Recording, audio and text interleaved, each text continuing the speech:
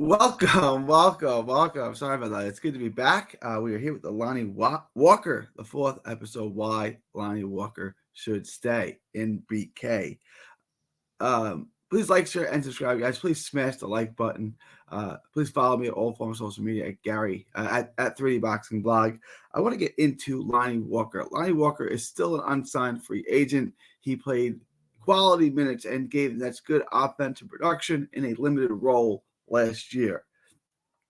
He was one of the few bright spots offensively for the Nets last year. He actually didn't start any games. He played 58 games, averaged 17 and a half minutes on 42.3, 38.4 shooting splits, and he shot 76.3 from the line, which are about his career averages. His three-point percentage was obviously up a little bit from his career average. Shot the three ball well for the Nets, averaged 9.7 points a game, which is what he does. He averaged additionally 2.2 rebounds and 1.3 assists. Whatever he gives you outside of points is really icing on the cake for what he actually is, which is a bucket getter.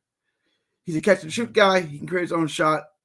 He can get to the hole a little bit. He can finish. He's a good offensive player. He has offensive game. He can hit difficult shots. He's a difficult shot maker. What he isn't is a ball handler or a playmaker or anything like that. He doesn't have much of a dribble package. He doesn't have great handles.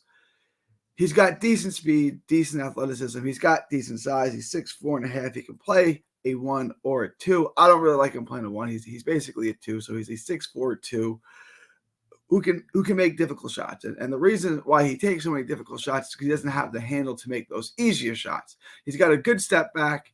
He can create distance. He can do things to get his shot off, but what he can't do is make his life easier or the life of anyone else easier. He's 25 years old, a former 2018 first-round draft pick of the San Antonio Spurs. So they saw something out of the U, out of Miami. Like I said, he's 24. He'll turn 25 he's 25. He'll turn 26 during the season. So he's still young. He can still be a part of the rebuild. And last year he had a 1-year, $2.3 million minimum contract. This year it would be $3 million, which I still think is doable. The Bogdanovic contract can be bought out for not all of it, but if they cut him, they save about $6 million to take a look at.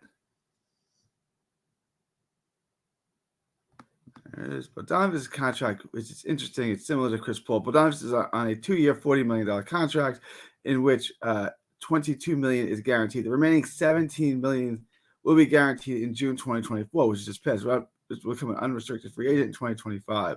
So $22 million is guaranteed. I'm not sure what this means. Can they absorb that contract? Can they release that contract? I'm not sure. But Lonnie Walker potentially has a future here as a Brooklyn Net. Bogdanovic does not. Dennis Schroeder does not. You need some veterans on this team. Lonnie Walker can play that role. He's been here last year. He can score what the Nets desperately need. He can't really be paired too much with Cam Thomas. You could try it a little bit. I mean, the bottom line is if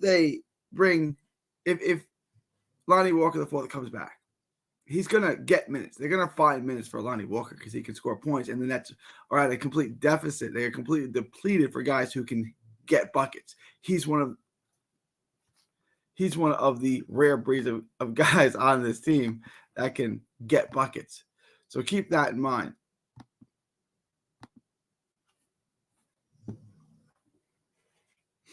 He's been able to score efficiently with the Nets. His stats are actually down, and where he was a contributor for the Lakers the year before, and the Lakers went to the Western Conference Finals. He made big shots for them in the playoffs and proved that he could be a legitimate player in the play. Now, you don't think a legitimate contributor in the playoffs. Now, you wouldn't think that would factor into his decision with the Nets,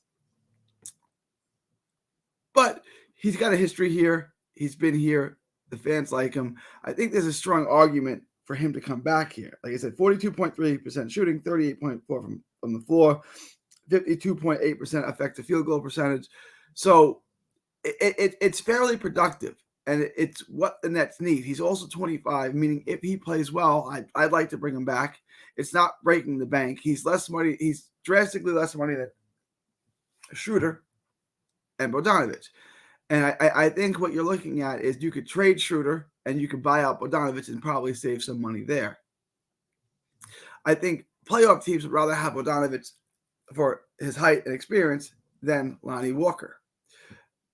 I would rather trade Schroeder and give Walker every one of Schroeder's minutes, or in general, give him some of Schroeder's minutes, because he could potentially have a path forward on the rebuild. Dennis Schroeder at 31 years old, he's not a part of the rebuild. He's not going to be here. He's not a part of this long term. I know he said that he wants to be, and he wants to be the leader of the team and show the guys how to play and how to win. Realistically, he's not going to be here. There's a playoff team who could use him off the bench, and he could come in and score points. Lonnie Walker can serve that role that Schroeder would serve on a good team for the Nets.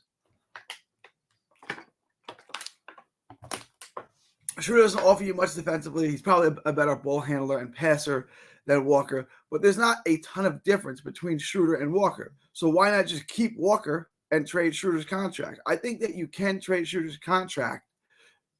What can you get for him? Probably a couple of twos. That's not really important. The important thing is getting that off the books and finding those minutes for Walker. Walker has upside. Walker has improved every year in the league. If he improves no more, he's a bona fide bucket getter. Good catch and shoot guy, good jump shot, good mid-range game. He can create his own shot a little bit, step back, he can create space. There's a lot of things that Lonnie Walker can do that would make you want to keep him.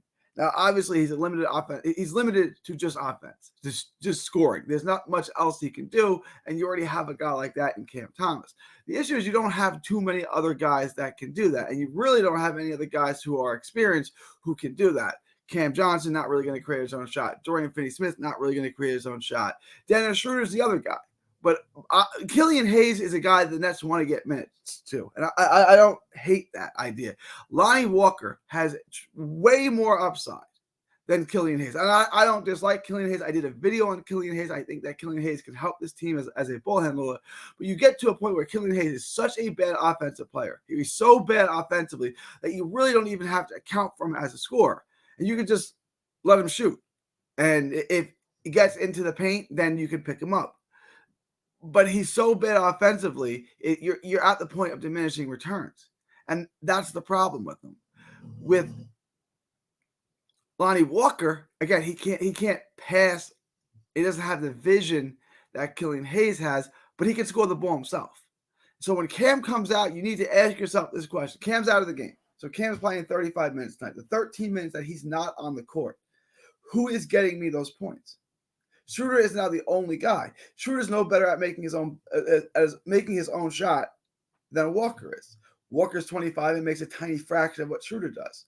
Why not just give those minutes to Walker and let Walker try to create the offense?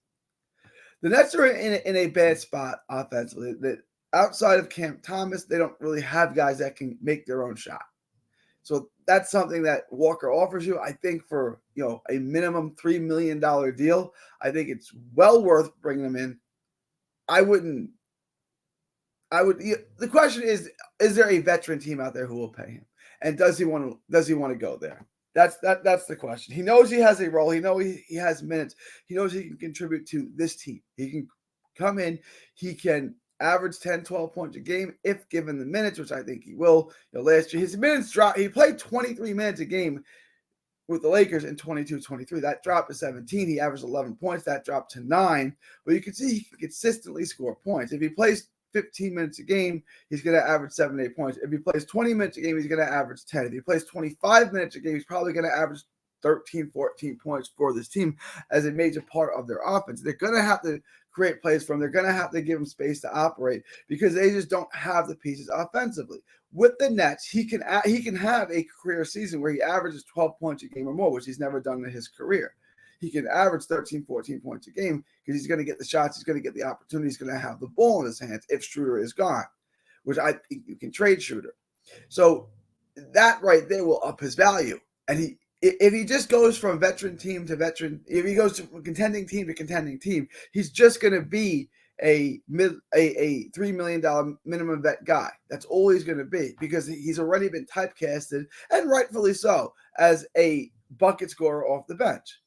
If he comes in and averages 13, 14 points a game, with the Brooklyn Nets, which I think is completely feasible, he sets himself up moving forward. He gives the Nets the veteran leadership that they need. He gives them some experience, some playoff experience, which they need. He's a good guy to have in the locker room. Keep him here. Let him cook, so to speak. Let him come off the bench. Let him do his thing. You could probably pair him with Cam a little bit here and there. I'm not thrilled about that. I don't love that as an idea, but he can create offense for himself. Killian Hayes can't. You're going to say Killian Hayes can create offense for the rest of his team. Well, that's yet to be determined. I don't hate Killian Hayes. I think Killian Hayes, if plays, he can contribute to this team. I think Lonnie Walker can contribute a lot more. So if the question comes down, who would I rather see on the court, Lonnie Walker or Killian Hayes? It's Lonnie Walker by a mile.